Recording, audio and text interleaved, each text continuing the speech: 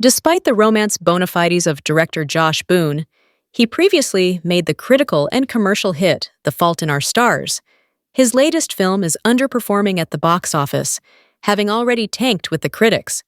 Regretting You, which hails from author Colleen Hoover, isn't getting the sort of attention that last year's It Ends With Us did.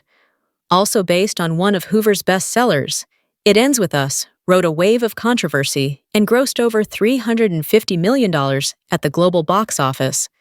But Regretting You is shaping up to be to that film what Paper Towns was to The Fault in Our Stars around a decade ago. Starring McKenna Grace and Mason Thames, the movie is competing for the second spot on this weekend's domestic box office charts against the holdover hit Black Phone 2 and fellow debutante Springsteen.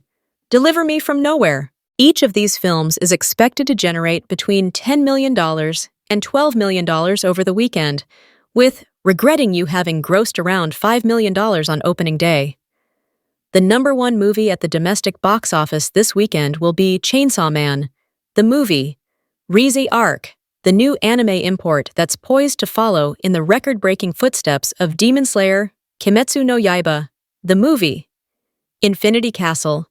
While It Ends With Us wasn't a critical darling itself, Regretting You has opened to unambiguously poor reception.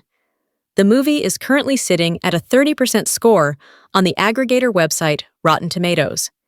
In her review, Collider's Isabella Suarez described the movie as messy and wrote, "Although the cast does what they can with a script that never cuts deeper than the surface, their performances aren't enough to give Regretting You the emotional resonance expected from a story like this."